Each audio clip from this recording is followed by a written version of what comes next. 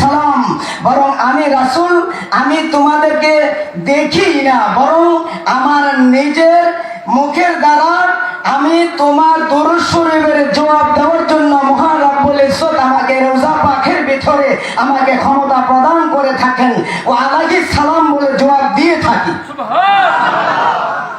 সে নবীদের সামনে 1 মিনিট চক্ষুটা বন্ধ করে মদিনার দিকে খেয়াল করে সবাই জবান খুলে পড়েন আল্লাহুম্মা মাশাআল্লাহ।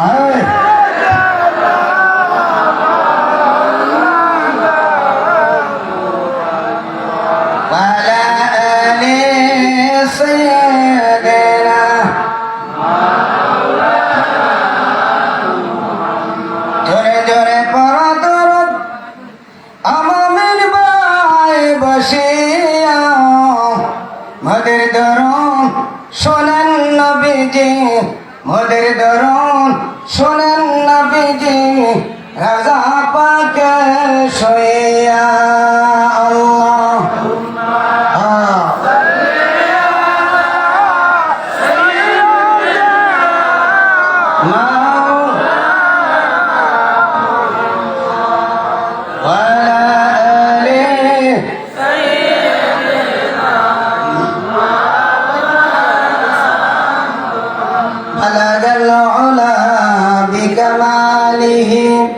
كشف الدجى بجماله حسنت جميع خصاله এমন জীবন করিও গঠন, মরিলে হাসিবে তুমি কাঁদিবে ভুবন। এমন জীবন করিও না গঠন, মরিলে কাঁদিবে তুমি হাসিবে ভুবন। বালাগাল উলা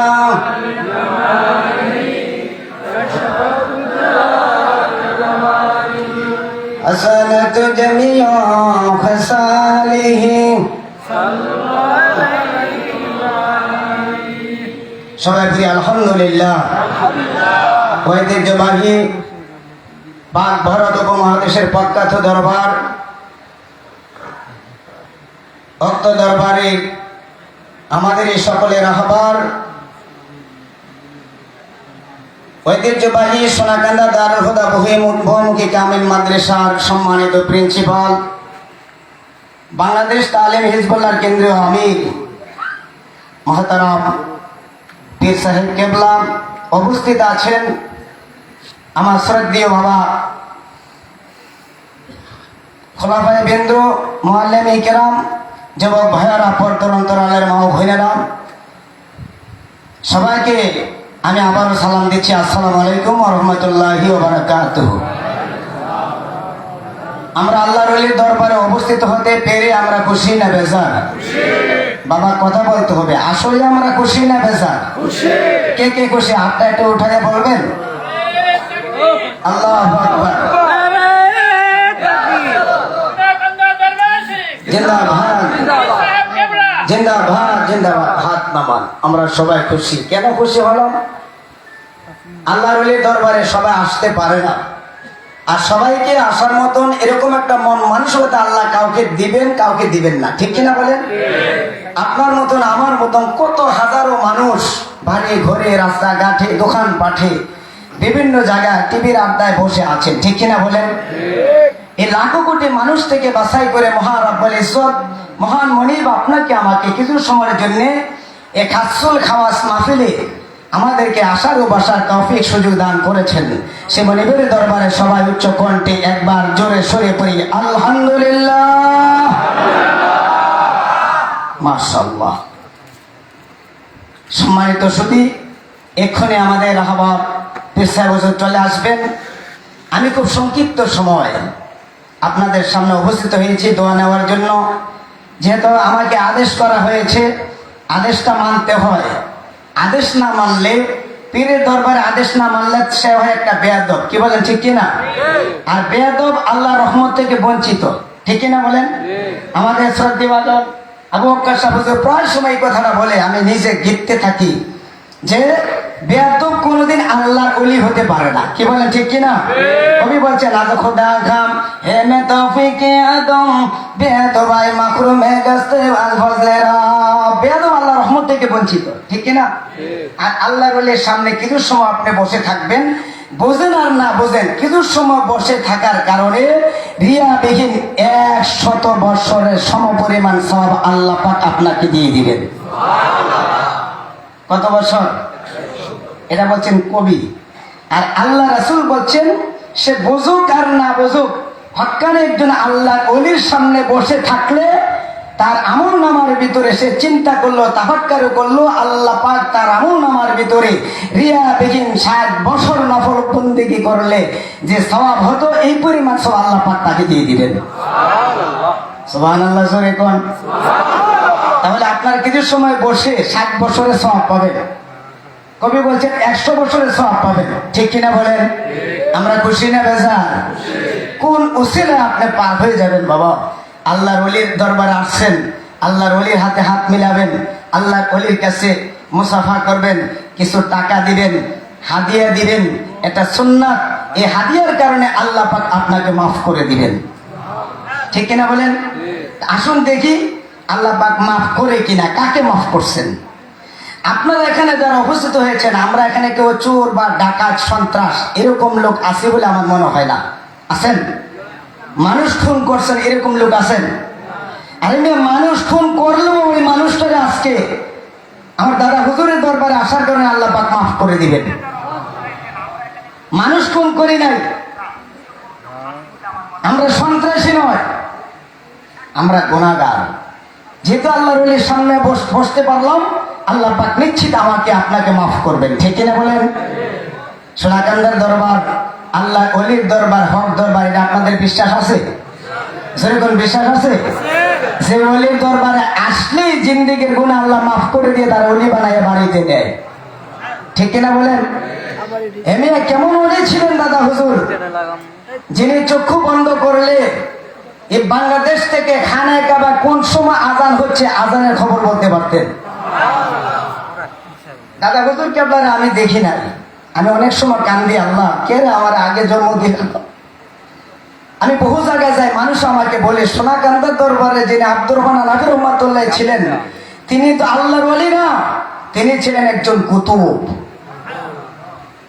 তিনি কুতুব ছিলেন, যিনি এই জমিনের থেকে সোনাকান্দা দরবার থেকে খানায় কাবার খবর বলতে পারতেন। সুবহানাল্লাহ। আমার বাড়ির পাশের গ্রাম রোয়াছালা, দক্ষিণ দিয়ে ধনপতি গোলা, দিঘির পার, বিষ্ণুপুর, এরপরে পুষ্করিণী পার। যেহেতু বহু ডিস্ট্রিক্টের লোক আছেন, চিনবেন না, এলাকার মানুষ চেনার জন্য আমি বলছি, পুষ্করিণী পাড়ের এক লোক আসছে আমাদের সোনাকান্দা দরবারে। তখন সময় আল্লাহর ওলি দাদা হুজুর নাকি বলছে, বাবা আজকে তুমি খাওয়া দাওয়া করে যাইও।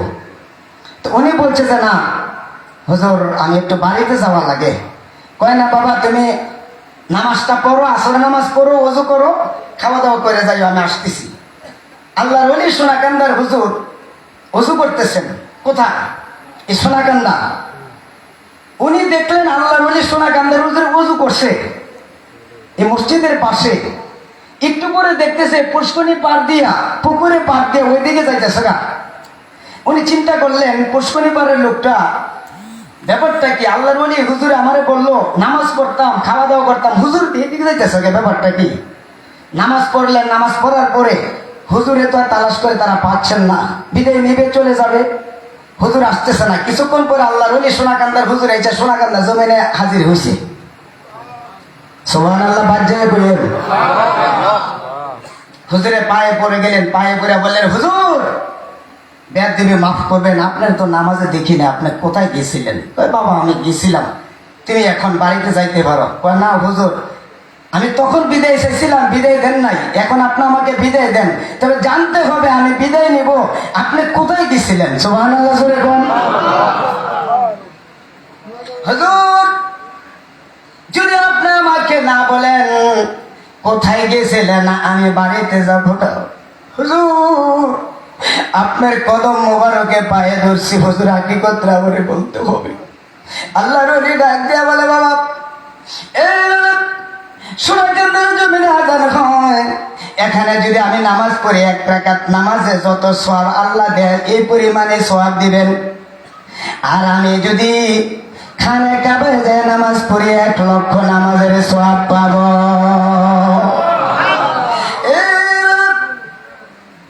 আমি ওযু করলাম, এখানে চিন্তা করলাম আল্লাহ পাকের গণ খানায় কাবায় দিয়ে যদি নামাজ পড়ি সওয়াব হবে।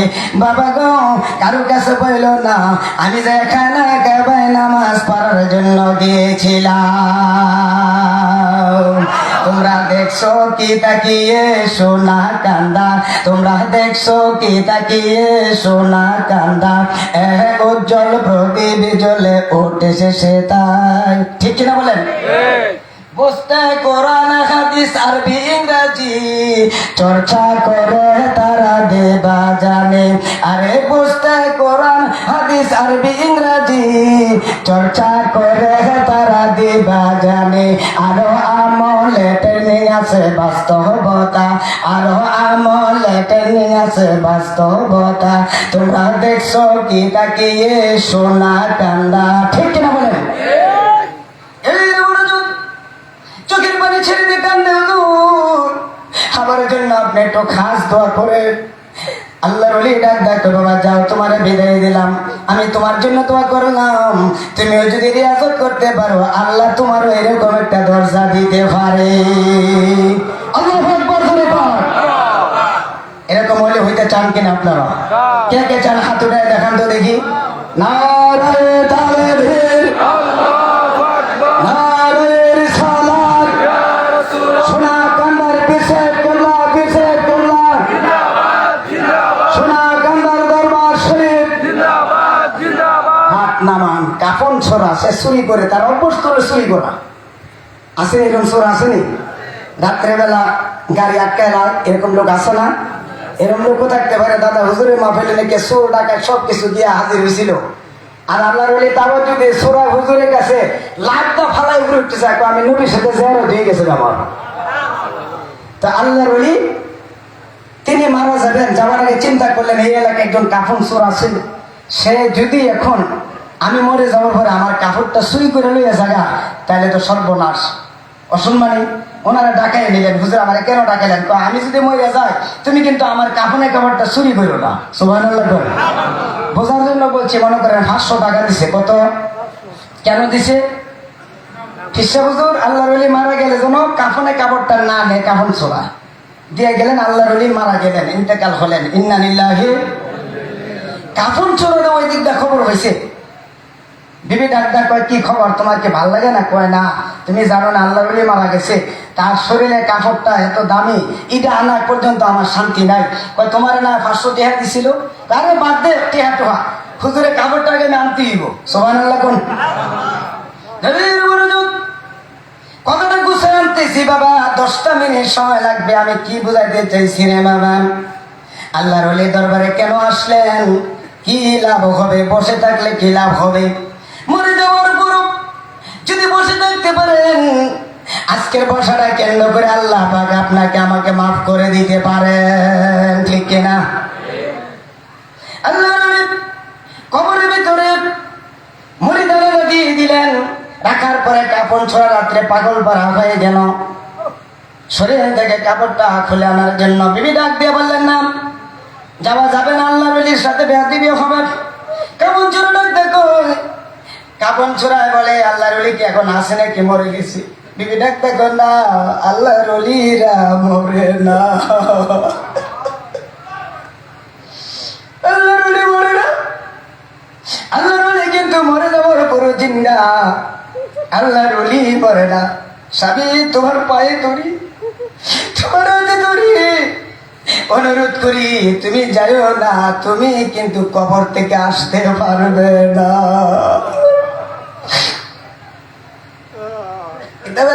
কাপড় ছোড়া তো উঠছেন, পিছন দেখতে কাপড় ছোড়ার স্ত্রী কাপড় ধরে টানে, জোরে টান মারলেন, আর স্ত্রীও জোরে পিছনে দিকে টান দিলে যাওয়া যাবে না। কাপড় ছোড়া জোরে টান দিছে, কাপড়টা ছিঁড়ে গেলেন।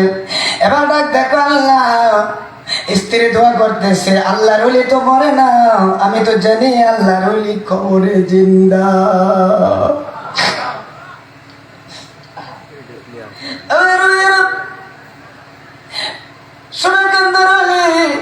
সাধারণ ওলি না বাবা, কেমন ওলি ছিল আমি কেন আমার আল্লাহ আগে গর্ব দিল না, আল্লাহর ওলির কুতুবরা আমি কেন পাইলাম না। এমন লোক আছে আমাদের মুআল্লিমদের মধ্যে কয়েকজনের সাথে আমার কোথাও আল্লাহর ওলি আমার দাদা হুজুর নাকি যাইয়া তারে তালিম দেয়, একটা মূর্খ মানুষের শিক্ষিত বানাইয়া দেয়। এক জামানা সহবতে বাই আউলিয়াও, এক জামানা সহবতে বাই আউলিয়াও, বেদরা শুধু চলে দাওয়াতে বেরিয়া, মাইলে মোমেন সইয়ে মোমেন নিশাওয়ান, মাইলে কাফের সইয়ে কাফের নিশাওয়ান, সত সঙ্গে স্বর্গবাস অসৎ সঙ্গে সর্বনাশ। ঠিক কিনা বলেন? আরে মেয়ে সৎসঙ্গে স্বর্গবাস। আল্লাহর ওলির সাথে থাকার কারণে তো আমরা সবাই বাংলাদেশ তালিমে হিজবুল্লাহর পতাকা তোলে। কথা বলেন ঠিক কিনা? হাজুর কোন ঠিক কিনা? এটা ওর রাজনৈতিক সংগঠন। মাঝে মাঝে কিছু দুষ্ট লোকেরা কয় হুজুর আসলে আপনারা করেন গোপনে গোপনে করেন নাকি রাজনীতি, নাহলে সংগঠন নাইলে করতে। একমাত্র এটা আল্লাহর দল। কি বলেন ঠিক কিনা? বাংলাদেশ তালিম হিজবুল্লাহ কি দল? আর সবাই মুখস্থ করেন কি দল? আল্লাহর দল। সে বিষয় না, যদি বলতাম তাহলে বুঝতে পারতেন যে আল্লাহর দলটা বড় নাকি অন্যান্য দল সবচেয়ে বড়। যত দল আছে সবচেয়ে শ্রেষ্ঠ দল হচ্ছে বাংলাদেশ তালিম হিজবুল্লাহ। কি বলেন ঠিক কিনা? আল্লাহর কেমন চূড়ায় এবার খুনতে কোরআন নিয়ে কবরটা খোঁড়া শুরু করলেন। করতে করতে করতে করতে করতে করতে যে মাত্র আল্লাহর ওলির পায়ের কাছে চলে গেল, কাফনের কাপড়টা আস্তে আস্তে করে বলতেছে, আল্লাহর ওলি কবরের ভিতর থেকে ডাক দেখো, সর্বনাশ, আমি যদি এখন তার সময় দিই, সুযোগ দেই, সে তো আমার উলঙ্গ করে ফেলবে। দুনিয়াতে একদিনের জন্য আমি কোনোদিন উলঙ্গ করি নাই, এই সময়টা তো দেওয়া যায় না। এবার যখন লুঙ্গিটা ওই জামাটা কাফনের কাপড়টা ধীরে ধীরে টেনে টেনে খোলা শুরু করলেন, যে মাত্র হাঁটুর উপরে উঠে যাবেন দিমিন টেনে আল্লাহর ওলি কবরের ভিতর থেকে কাপন চূড়ারে এইভাবে চট করে ধরলেন। যে মাত্র জোরে ধরলেন, কাপন চূড়া জোরে একটা চিলক করে মারলেন। আল্লাহু আকবার। কাপন চূড়া কি হবে?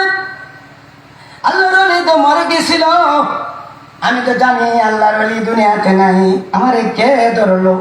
আরেকটা চিলক করে মারলেন। এবার কাপন চূড়া দুনিয়াতে বিদায় হয়ে গেলেন। আল্লাহু আকবার। ভালো করে শুনে, কার সাথে হাত মিলাবেন, কার সঙ্গে থাকবেন।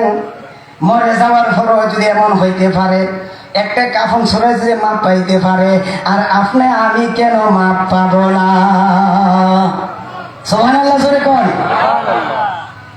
আল্লাহর ওলি তার খলিফাদেরকে স্বপ্নে দেখাইতেছে, আমার কবরে একজন কাফন ছড়াইছে, এই কাফন ছড়াটা বাড়িতে লয়ে যাও, তারে নিয়ে গোসল করাও, কাফন পরাও, জানাজা করো, আমার সাথে তারে শোয়াইয়া দাও।